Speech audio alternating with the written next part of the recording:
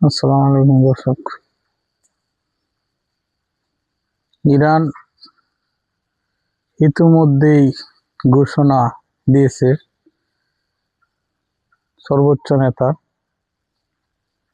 যে যারা শহীদ হয়েছে শহীদদের পাশে থাকবে।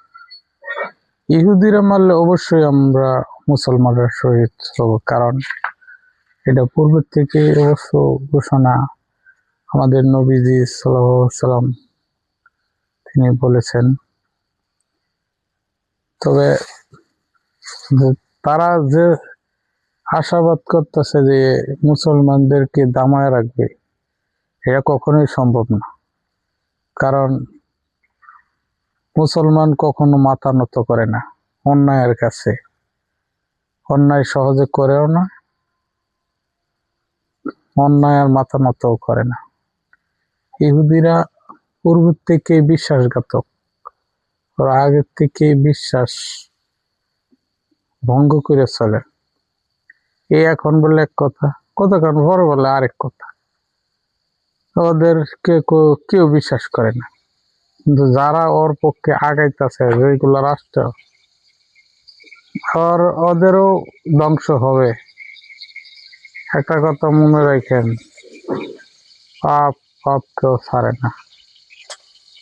ঠিক আছে, মনে করেন যে ইরানের হাতে পড়েছে, মনে করছিল যে ইরান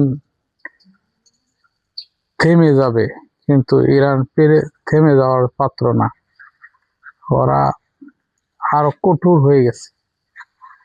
বিশ্ববাসী দেখতেছে, আন্দাজ করতে পারতেছে যে ইরান একটা শক্তিশালী রাষ্ট্রের সাথে যুদ্ধ মোকাবেলা করতেছে।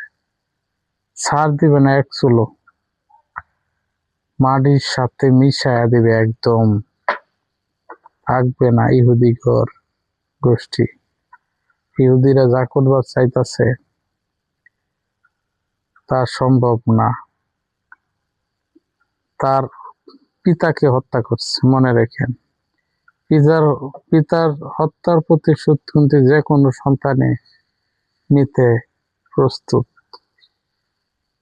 সুতরাং সেও তার পিতাকে হারাইছে, সেও ছাড়বে না। ইসরায়েল যত হুমকি দিছে না, লাস্টে ইসরায়েলের মাথা মুন্ডু কাইটিয়া তারপরে ঝুলাইব, আস্তে আস্তে দুর্বল বানাইব, বানায় হাইরা মনে করেন যে শেষ করে দিব। মার্কিন সেনারা দস্তাদস্তি করতেছে, তারা ইরানের সাথে যুদ্ধ করবে না, কারণ পারতেছে না। ইরান কখনোই মাথা নেবে। ইরান আরো পাল্টা, আরো মানে আর বেশি উত্তেজিত, মানে একসাথে একবারে মনে হয় যে ধুলাই মিশাই দেব, এরকম চলতেছে। ছাড় দেবে না ইরান, ইরান কখনোই ছাড় দেবে না। এই জন্য বয়ে বহুত মার্কিন সেনা নিখোঁজ হয়ে গেছে। ঠিক আছে, আর পারবে না।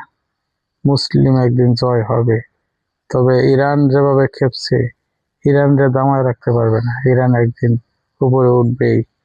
ঠিক আছে, আপনারা ভিডিওটা শেয়ার করবেন আর অবশ্যই ইসলামের সমর্থন করবেন। সকলকে ধন্যবাদ। ইউটিউবে চ্যানেলটা সাবস্ক্রাইব করবেন, পেজটা ফলো দিবেন, লাইক কমেন্ট শেয়ার করেন। ধন্যবাদ সকল। খুদা হাফেজ।